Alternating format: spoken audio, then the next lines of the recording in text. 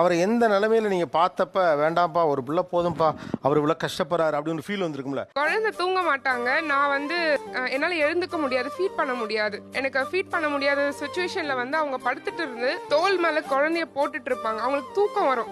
So என்னன்னா வந்து தோல் மேல குழந்தைய போட்டுட்டு நைட்டெல்லாம் வந்து மேலேயே சாச்சிக்கிட்டு அவங்க வச்சுட்டு ஒரு முறையும் நடக்கும் போது நான் வந்து கேட்பேன், இந்த மாதிரி நான் வந்து கொஞ்ச நேரம் பார்த்துக்குவா அப்படின்னு சொல்லி கேட்டா, இல்லை நீ ரெஸ்ட் எடு நான் பார்த்துக்கிறேன் அப்படின்னு சொல்லிட்டு எனக்கு ஏதோ நான் கஷ்டமா ஃபீல் பண்ணிடக்கூடாதுன்றதுக்காக அவங்களோட கஷ்டத்தை வந்து நிறைய நாள் மறைச்சிருக்காங்க. இப்போ கூட உங்க கணவர் உங்க குழந்தைய தூக்கிட்டு வெளியில தான் நிக்கிறாரு. கண்டிப்பா ஆமா. எனக்கு என்னன்னா அவங்க வந்து ப்ரெக்னென்சி கோத்ரூ பண்ணும்போது நான் கூடவே இருந்தேன்.